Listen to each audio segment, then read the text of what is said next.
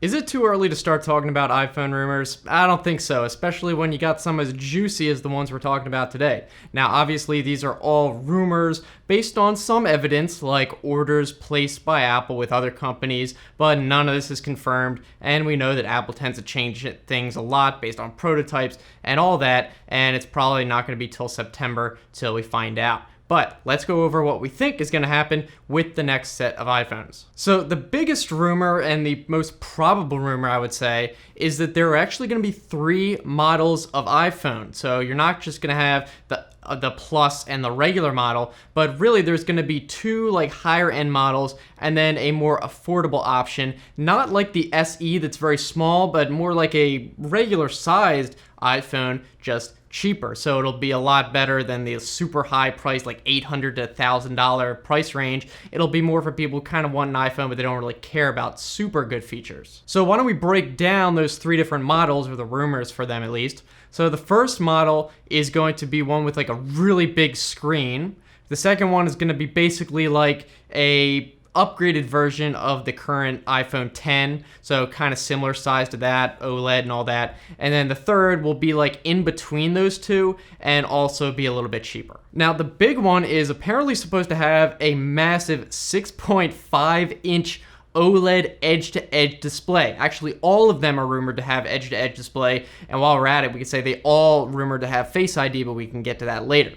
So 6.5 inches is a giant screen. It's the biggest screen that we would have in any iPhone so far. To put that in perspective, the iPhone 10 has only a 5.8-inch screen, which is actually bigger than the 8 Plus, which is only 5.5 inches, even though the body of the 8 Plus is larger. So here's the thing though, even though it's such a massive screen, if it's an edge-to-edge screen, it'll actually be about the same size as the 8 Plus. So you might before have thought, well, I don't want to get a huge, what is it going to be, like a tablet? No, it'll probably be like the iPhone 8 Plus, except actually edge-to-edge screen, which is actually kind of awesome because I'm already used to holding an iPhone 8 Plus sized phone. So if it can actually get rid of those giant bezels and just put it all screen, that would actually be pretty awesome. Next, the second model is basically going to be one that's kind of similar to the iPhone 10. So it'll again be probably about 5.8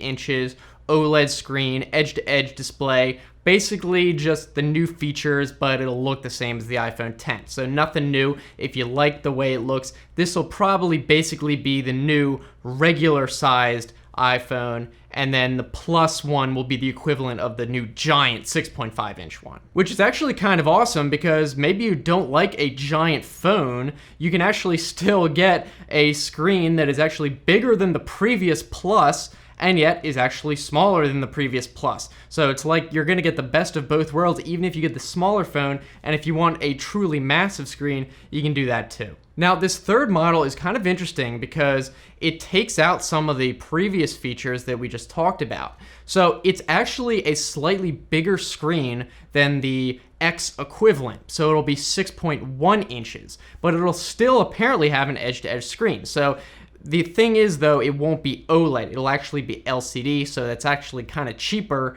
or to manufacture at least, even if it is slightly bigger. And it'll also remember to have a metal back as opposed to a glass back, which would mean that it would not be able to do wireless charging. So I think this would be a good model for people who don't want to spend a lot of money. They want like a middle of the road phone. It's not too big, it's not too small. You don't really care about having OLED because there are advantages to LCD, such as being a lot brighter and cheaper, of course. So I think it'll be a good option, especially I think a lot of people didn't want to spend $1,000 for the iPhone X. Now, I'm not sure if this is going to replace the SE option as the affordable option, because I mean, the whole point of the SE, I thought, was that it had a lot smaller form factor, or at least one of the major points, because not everyone wants a giant phone, although the phone industry seems to be completely moving away from any phones that small. So there probably might not be enough demand for the SE size,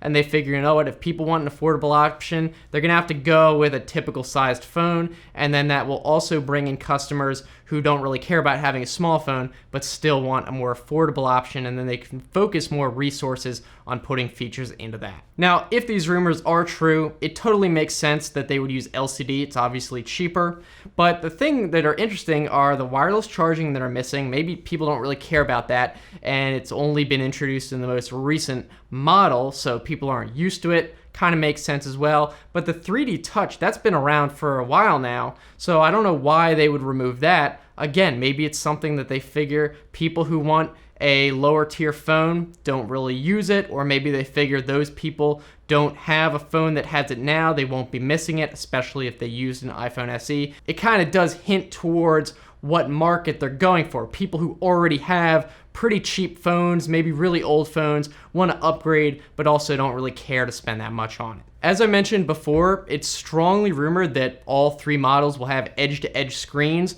which is really nice. I think it totally makes sense. Basically, all the competitors, even for Android, basically have super small bezels now. Totally makes sense. I think it would be a bad move if they didn't have the super thin bezels. However, one major consequence of this is that all the phones are also rumored to have Face ID exclusively. So that's something that I'm not sure about. I've not personally used Face ID. I love my fingerprint sensor, but to be fair, from what I've heard, the people who do use an iPhone X seem to like it. I really do hope that Apple does figure out a way to put a fingerprint sensor in the screen. There's been a lot of talk that whether they really pursue that option will depend on the sales of the iPhone X. And it is kind of reported that maybe the iPhone X sales weren't as strong as Apple was hoping. So it's possible that we'll see the fingerprint sensor return if they can actually get it to work. That would be super exciting. If it is only Face ID, I don't know. I'd be unsure of it. I've talked about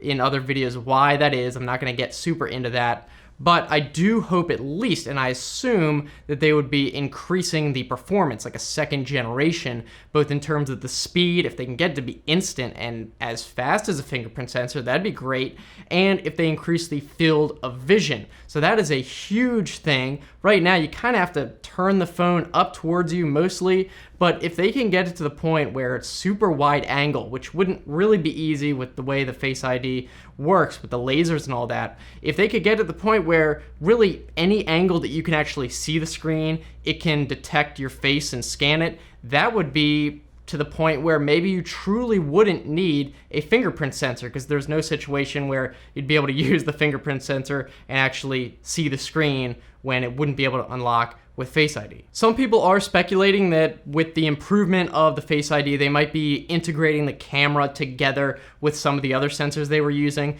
which would allow for a smaller notch. That would be nice, because it seems like a lot of people are they're getting mixed messages about the notch, whether they like it, whether they hate it, especially if you're watching like a movie where the notch takes over part of the screen and cuts into it. That's never fun. So we'll have to see if they do reduce that. Might not eliminate it completely. For some reason, it does seem like Apple is trying to make the notch like an actual fashion design statement. I don't know why. I don't think anyone would actually choose to have the notch if they could avoid it, but I guess they're doubling down because it is kind of required. Now, the final rumor out of the more reliable rumors actually has to do with the software, not the hardware. And that is that with iOS 12, Apple is going to be more focusing on reliability of the software as opposed to just pushing out more features. So with iOS 12, it's possible we won't see that many new game-changing features, but the features that are there and the ones that are pushed out